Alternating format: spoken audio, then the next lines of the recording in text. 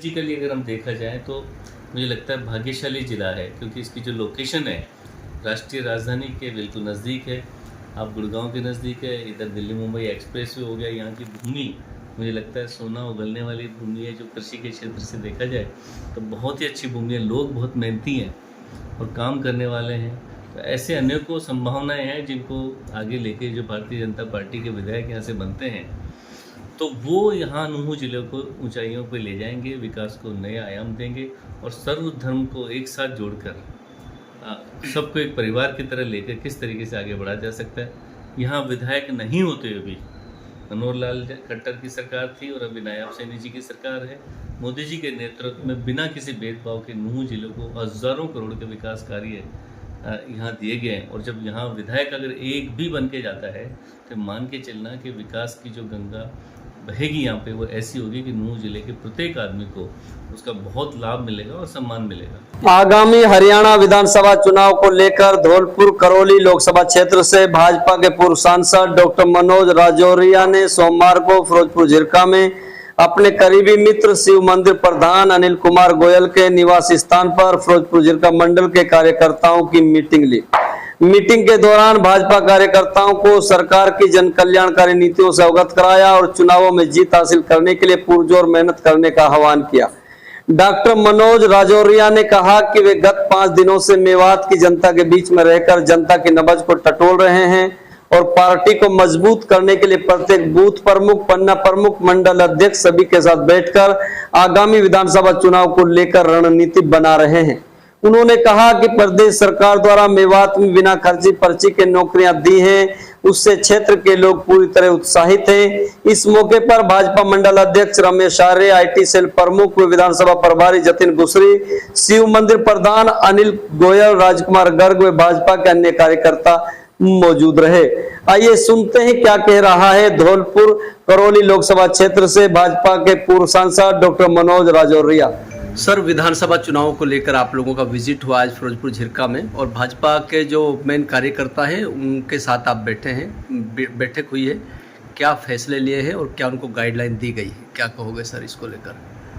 देखिए, जिस तरीके से प्रधानमंत्री नरेंद्र मोदी जी के नेतृत्व में हरियाणा के अंदर भी डबल इंजन की सरकार ने हरियाणा की पूरी जनता के लिए और विशेष तौर से नूहू जिले में भी राजनीतिक चीज़ों को, परिणामों को दरकिनार करते हुए जनहित के अंदर जो कार्य किए हैं, चाहे वो कार्य जनता की सीधी सेवा करने के कार्य हों, विकास के कार्य हों, सब कार्यों को इतना गांव-गांव के अंदर कार्यों की लिस्ट हम आपको दे सकते हैं। इतने हजारों करोड़ के काम नूहू जिले में मोदी सरकार के नेतृत्व में और यहाँ हरियाणा की भाजपा सरकार के नेतृत्व में जनता के लिए किए गए।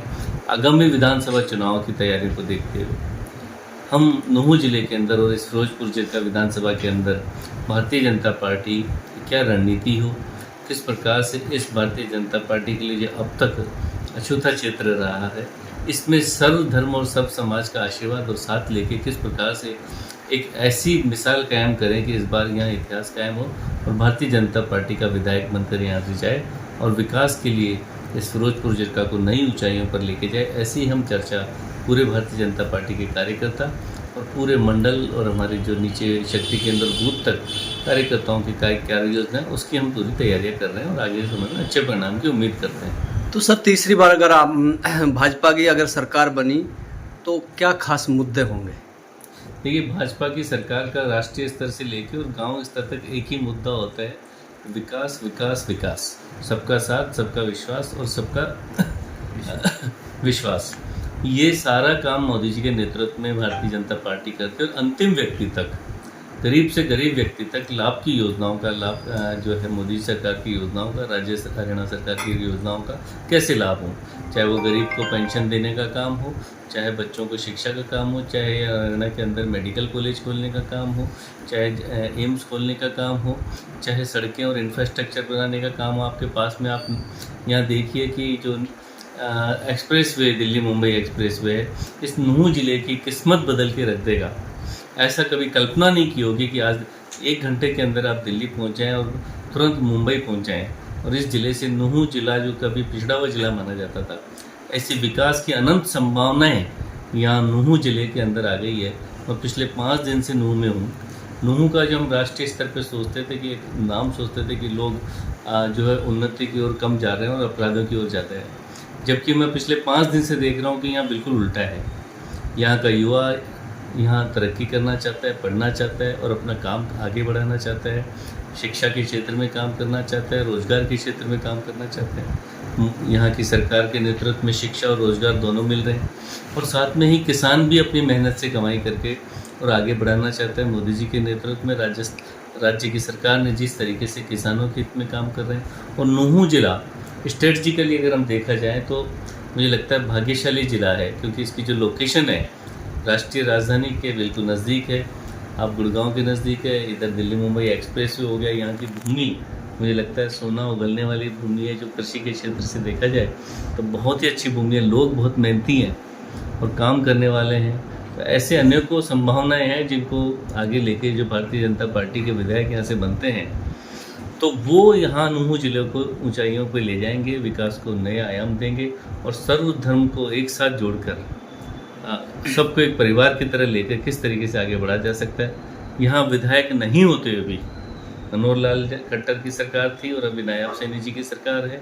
मोदी जी के नेतृत्व में बिना किसी भेदभाव के नूहू जिले को हज़ारों करोड़ के विकास कार्य यहाँ दिए गए हैं। और जब यहाँ विधायक अगर एक भी बन के जाता है तो मान के चलना कि विकास की जो गंगा बहेगी यहाँ पे वो ऐसी होगी कि नूहू जिले के प्रत्येक आदमी को उसका बहुत लाभ मिलेगा और सम्मान मिलेगा। ये सर कई ऐसी लोगों की डिमांडें रही हैं बहुत लंबे समय से कि जो यूनिवर्सिटी को लेके या खूनी रोड को लेके, और ये मेन जो इनकी जो मरोड़ा कट की बड़ी मांग है कि यहाँ 40 से 50 हज़ार ड्राइवर निवास करते हैं और ये बड़कली जो है कि मेवात का राजधानी माना जाता है। ये लोग काफ़ी कट की आवाज़ उठा चुके हैं, लेकिन ये अभी पूरी नहीं हो पाई है। सर इसको लेकर क्या? कट की आवाज़ें पूरे देश में जहाँ पे भी एक्सप्रेस वे जाते हैं ना, हर जगह ये कट की आवाज़ उठती है।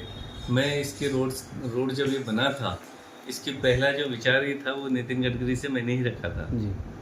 पहला विचार जब हम बैठे थे, और उस वक्त के बाद में हमने इसकी पूरी डिज़ाइनिंग हमने की थी। मैं मेरे संसदीय क्षेत्र में भी इसके कट नहीं ले जा पाया, ऐसा नहीं होता। एक्सप्रेस वे का मतलब ये होता है कि जगह जगह कट नहीं दिए जाते, बड़ी बड़ी जगह कट दिए जाते और उस कट तक जुड़ने के लिए अन्य रास्ते दिए जाते हैं। तो मुझे लगता है कि कट की चीज़ें नहीं छोड़ के जो ये रोड जो आप बता रहे हैं खूनी रोड के नाम से है, ये वास्तव में दुर्भाग्य का विषय रहा। लेकिन सौभाग्य की बात यह है कि हरियाणा की राज्य सरकार ने, हरियाणा की सरकार ने, नायब सैनी जी ने इसका बजट पूरा सेंक्शन कर चुके। आचार संहिता के कारण वो बजट लगने से टेंडर निकल के और काम शुरू होने से रुक गए थे, और वो काम तो यहाँ होने ही है। विधायक यहाँ भाजपा का बनेगा, बहुत तेज़ गति से होंगे, अच्छी गुणवत्तापूर्वक सड़कें बनेंगी। और भाजपा का विधायक दुर्भाग्य से नहीं बन पाता है तो निश्चित रूप से यहाँ जो भी पार्टी के बनेगी उसके संस्कार अलग होते हैं, तो उसमें थोड़ी देरी हो सकती है, भ्रष्टाचार हो सकता है। तो मुझे लेकिन यहाँ की भाजपा की सरकार ने यहाँ इस रोड के लिए बजट दे दिया है। टेंडर होने वाले होंगे, आचार संहिता के तुरंत बाद में टेंडर होंगे, यहाँ की जनता को ये रोड मिलेगा और खूनी रोड से मुक्ति मिलेगी। मेवात के लिए यूनिवर्सिटी की मांग बड़ी तेजी से चल रही है सर, इसको लेकर क्या कहेंगे? देखिए, आशा करता हूँ कि यहाँ से भारतीय जनता पार्टी का विधायक जीते, और मैं विश्वास दिला सकता हूँ कि जिस दिन भारतीय जनता पार्टी का विधायक जीतेगा एक यूनिवर्सिटी यहाँ जरूर खुलेगी, और वो उसमें मैं पूरा सहयोग व्यक्तिगत रूप से करूँगा। आखिर में आप फिरोजपुर विधानसभा की जनता से क्या कहना चाहते हो सर? मैं फिरोजपुर विधानसभा क्षेत्र की जनता से यही कहना चाहता हूँ कि पूरा देश जिस तरीके से प्रधानमंत्री श्री नरेंद्र मोदी जी के नेतृत्व में भारत जिस ऊंचाइयों पर पहुंच रहा है, और सबको लेके साथ लेके 140 करोड़ जनता के लिए काम कर रहा है। नूहू की जनता सब धर्म जाति को भूलकर सिर्फ एक धर्म अपना ले, राष्ट्र धर्म, और एक जाति अपना ले, विकास की जाति।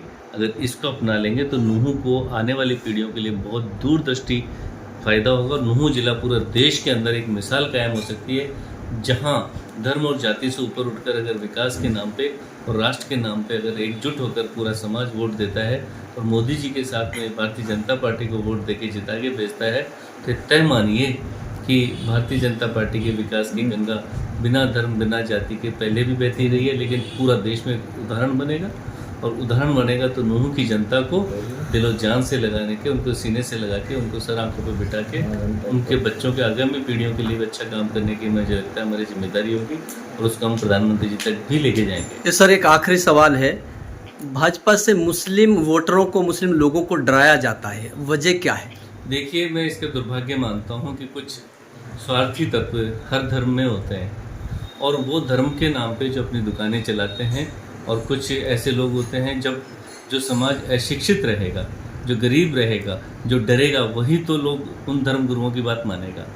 और दुर्भाग्य की बात है कि मुस्लिम समाज आज़ादी के बाद में भी आज जो शिक्षा की दर जितनी तेज़ गति से होनी चाहिए, आज मुस्लिम समाज में शिक्षा के ऊपर उतना ध्यान नहीं है, उतनी तेज़ गति से नहीं बढ़ रहा है।